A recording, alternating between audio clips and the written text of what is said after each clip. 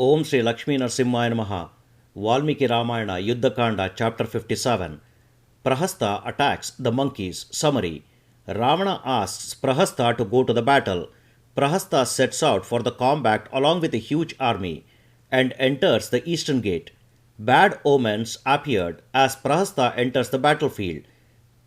The army of monkeys seized hold of trees and rocks to attack the demons.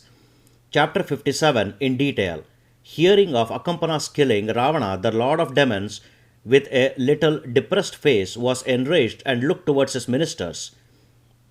Having reflected a while and deliberated with his ministers, Ravana, the king of demons, then passed that forenoon in inspecting his defences in the city of Lanka. The king Ravana saw that city, guarded by groups of demons, filled with innumerable troops and decorated with banners and flags. Seeing Lanka besieged, Ravana, the lord of demons, spoke as follows to Prahasta, who was skilled in warfare and who wished well of him even at a critical time. O Prahasta, the proficient in warfare, I do not see any other deliverance than a battle for the city, which is besieged suddenly and being devastated. Either myself or Kumbhakarna or yourself, my army chief, or Indrajit or Nikumbha, and none else could undertake such a task. For that reason, taking a company of warriors, you quickly place yourself in their midst and set forth in order to trump over all those monkeys. Unsettled in no time, on knowing your decision to enter the battlefield, the army of monkeys will run away on hearing the roaring sound of the leaders of demons. The monkeys are unsteady, misbehaved, and fickle minded. They do not tolerate your sounds. As elephants, the lions roar. O Prahasta, as that army takes to its heels, Rama, along with Lakshmana being supportless, will fall into your power, though unwillingly. A skeptical misfortune is preferable to one that is certain. Whether it is unpleasing to hear or not, say what you consider as an advantage to us. Hearing the words of Ravana, Prahasta, the army general, spoke the following words to Ravana, like Ushana, the preceptor of demons, who would speak to Bali, the king of demons. O king, formerly we deliberated this matter with our wise ministers, and after having a good dialogue with each other, a disagreement arose between us. To return Sita was what I considered preferable. Not to do so meant war. We foresaw this. I have ever been honored by you at appropriate times by gifts, felicitations, and nice words. When the opportunity arises, is it not for me to render you a service? Neither wives, nor sons, nor riches are going to be spared by me. See you me, intending to sacrifice my life for your sake in the battle. Having spoken thus to Lord Ravana, the general Prahasta said to his leading officers, who stood before him, as follows: Gather a large army of demons together for me. Today, the flesh-eating birds and beasts shall feed on that enemy that I strike down on the battlefield with my swift arrows.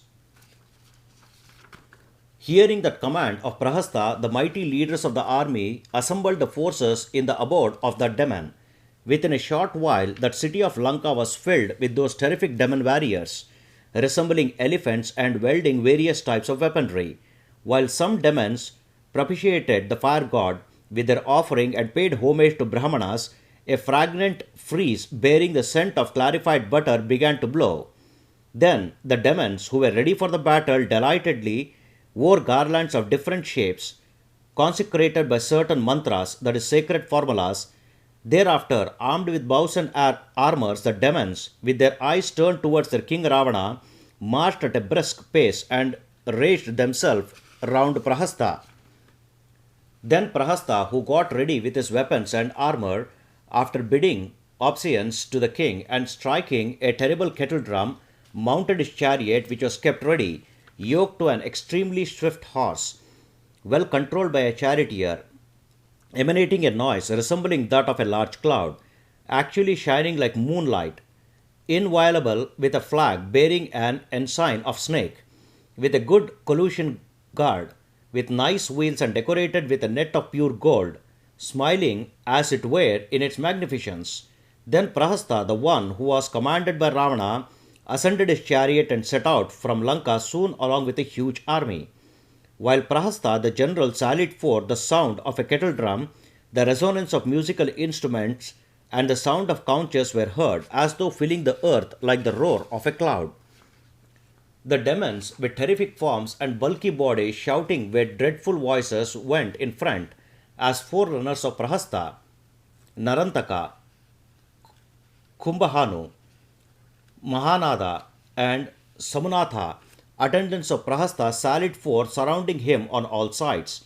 He emerged from the eastern gate in the midst of an immense, formidable, and orderly arranged army, resembling a herd of elephants. In the center of that army, vast as the sea, that Prahasta in his fury came forth appearing like death at the end of the world. The uproar that arose on his setting forth with his demons raising the war cries drew sinister answering calls from all creatures in Lanka. In a cloudless sky, birds of prey, eating flesh and blood, flew in circles from left to right towards the chariot. Fearful jackals vomited forth fire and flames, howling repeatedly. A meteor fell from the sky and the wind blew harshly. The plants, in opposition to each other, lost their brilliance. The clouds, with their rancorous sounds, showered blood on Prahasta's chariot and dampened those who were walking in front of it. A vulture facing the south alighted on the top of the standard, croaking towards both of its sides, and deprived the demon of his entire luster. The god fell several times then from the hand of the charioteer, himself a Sutta, the son of Kshatriya by a Brahmana woman, even though skilled in controlling the horses as he entered the battlefield. That rarely splendor which clothed Prahasta at the time of his exit vanished in an instant, and horses stumbled on the even ground. Beholding that Prahasta, renowned for his excellence and marital valor, as he advanced to give battle, the army of monkeys went forth to attack him. Thereafter, an exceedingly tumultuous clamor arose among the monkeys as they tore up the trees and seized hold of huge rocks. Both the armies of the yelling demons and the roaring monkeys were delighted, impetuous and powerful with impatience to slay each other and challenging each other with great shouts. Thereafter, the evil-minded Prahasta sallied forth for victory towards the army of Sugriva, whom, in his folly, imagined he would destroy, with an accelerated speed as a grasshopper rushes towards a flame. Thus completes 57th chapter of Yuddha Kanda of the glorious Ramayana of Valmiki, the work of a sage and the oldest epic. Sri Moolarama Vijayate. Om Sri Krishnarpanamastu.